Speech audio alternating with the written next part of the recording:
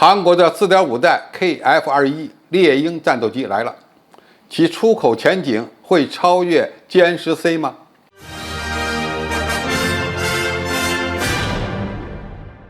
观众朋友、网友朋友，大家好，我是付贤少。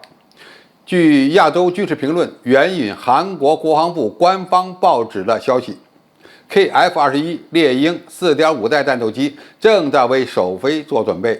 该机在首飞之前已经完成了50%的整体测试计划和95%的地面测试计划。美国政府将4.5代飞机定义为具有先进能力的战斗机，包括有源相对雷达、高速数据链、增强的航空电子设备以及携带先进武器的能力。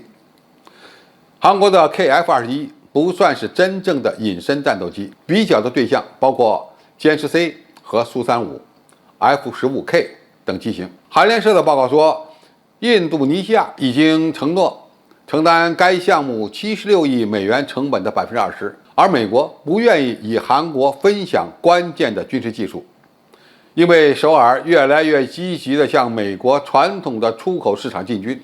外交政策杂志曾经询问韩国是否可能秘密地窃取了美国的军事技术。该杂志指出，韩国的制造商以升级美国军事装备的仿制品而闻名。韩国的 KF-21估计单价为6500万美元，运营成本将是韩国目前使用的 F-35的一半。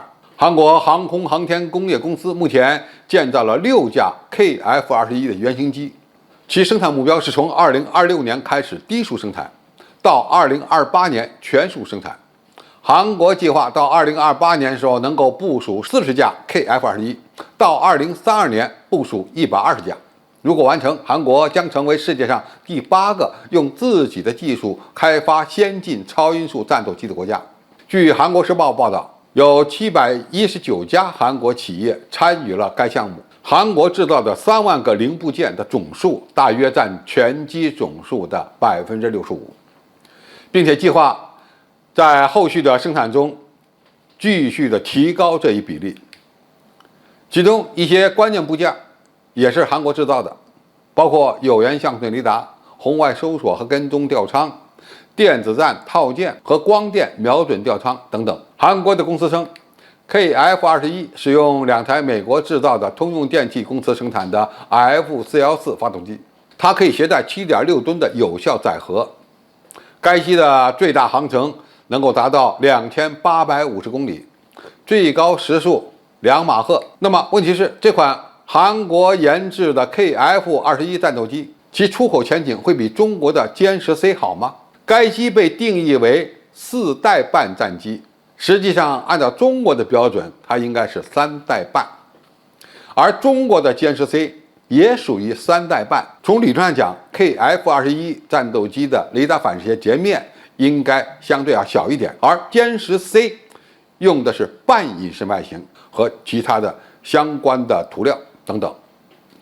但是不要忘了， KF-21可是没有弹仓的，它的全部的导弹、炸弹都是挂装在体外的。那么一旦它挂弹，其雷达反射截面将跟中国的歼10C相差无几。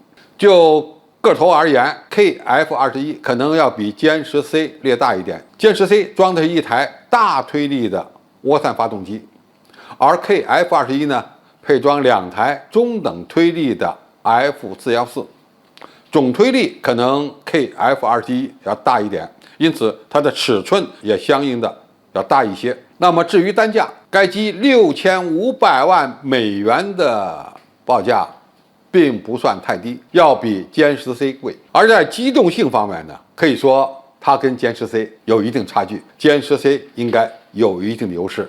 二者呢都采用的是有源相对雷达，那就看谁的技术更先进了。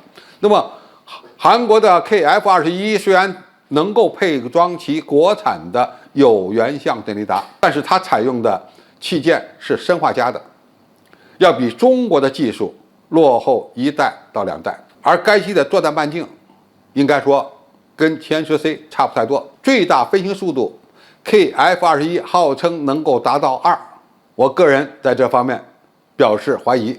即使是达到2，也不过是歼10C 的水平。因此，从总体技术角度看，双方各有千秋。但是从性价比这个角度分析呢，歼10C 还是占有一定的优势的。不管怎么讲 ，KF-21用的发动机是 F414，是美国的产品。如果美国不点头 ，KF-21就不能出口。这个呢已经有先例，有的情况下能出口，有的情况下就不允许出口，这要看美国的态度了。好，今天的评述就到这里，谢谢大家收看，我们下期再见。